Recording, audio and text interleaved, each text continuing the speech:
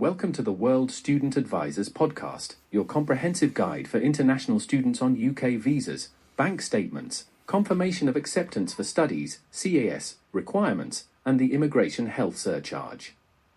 I am Tim Hunt, Managing Director of World Student Advisors. Welcome to the 2026-27 edition of our UK Student Visa Guide. We update this podcast every year because UK VI rules, university processes, and visa fees often change. In this episode, I will explain the key steps for a successful visa application, including how to prepare your financial evidence, the bank statement needed to show funds for tuition and living costs, and what is required before a confirmation of acceptance for studies, CAS, can be issued.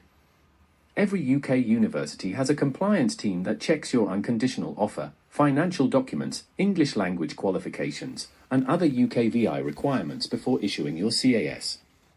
I will also explain the immigration health surcharge and the three visa processing options, standard, priority, and super priority, including expected costs and timelines for 2026-27. I will show you how to present your financial evidence in a bank statement. Your statement must show that the required funds were held for at least 28 consecutive days before your visa application date and must be no more than 31 days old when you apply. The account must be in your name or in the name of your parent or legal guardian, and it cannot be a business account. The statement may be in any currency, but if it is not in pound sterling, UK VI will convert it using the OANDA exchange rate.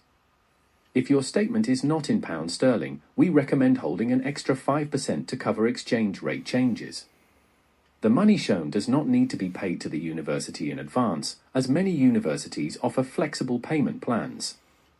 In general, your bank statement must show enough money to cover your tuition fees, minus any deposit already paid, plus UK VI's estimated living costs. UK VI sets different living cost amounts for students studying in London and for those studying outside London. Here are two example bank statement calculations, one for a student studying in London and one for a student studying outside London. For these examples, I am using an average tuition fee of £18,000 and a deposit of £5,000. UK VI estimates annual living costs at £13,761 for students studying in London and £10,539 for students studying outside London. Based on these figures, the required bank balance would be £26,761 for a student studying in London and £23,539 for a student studying outside London. You must also pay for UK healthcare through the immigration health surcharge, often called the IHS. This is paid as part of your student visa application and gives you access to the National Health Service, often called the NHS, so you do not need separate health insurance. For student visa applicants, the immigration health surcharge is currently £776 per year. The amount you pay depends on the total length of your visa, including any additional time granted before or after your course. For example, many one-year master's students are granted a visa covering more than 12 months, meaning the total IHS charge is often around £1,552. There are three student visa application services. First, the standard service costs £558 and usually takes around 3 weeks. Second, the priority service costs £558 for the visa application plus £500 for the priority upgrade, making a total of £1,058 and usually takes around 5 working days. Finally, the super priority service costs £558 for the visa application plus £1,000 for the upgrade, making a total of £1,558, with a decision usually made by the next working day where available. Some students must also complete a tuberculosis test, usually called a TB test, before they submit their UK student visa application. This is very important for many students from Sub-Saharan Africa because UK VI requires a TB certificate if you are applying to come to the UK for more than 6 months and you have been living in a country where TB testing is required.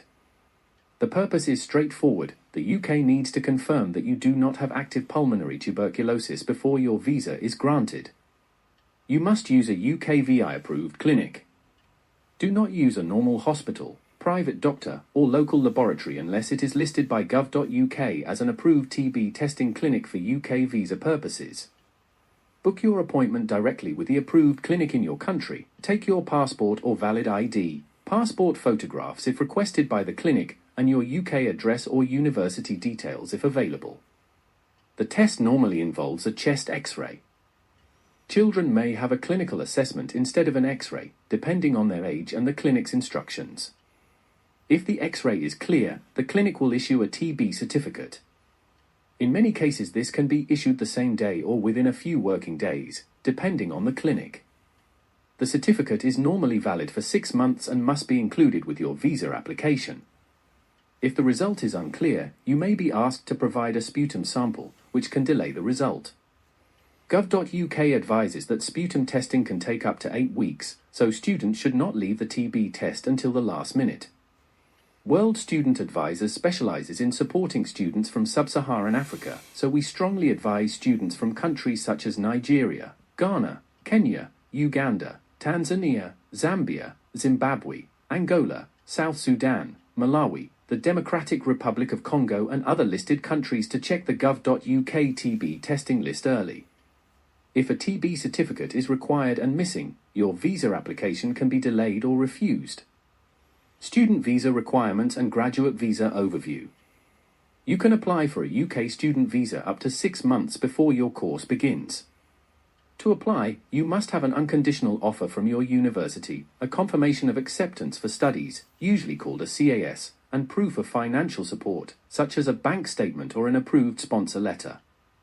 After you complete your course, you may be eligible to apply for a graduate visa. You can apply for a 2-year graduate visa if you apply on or before the 31st of December 2026. From the 1st of January 2027, the graduate visa will be valid for 18 months. If you complete a PhD or other doctoral qualification, you can apply for a 3-year graduate visa. When can you travel to the UK? You may travel before your course begins, but the timing depends on the length of your course. If your course lasts 6 months or less, you can arrive up to 1 week before the start date. If your course lasts more than 6 months, you can arrive up to 1 month before the start date. However, you must not travel before the date shown on your visa. One of the key strengths of our service at World Student Advisors is that you are never on your own.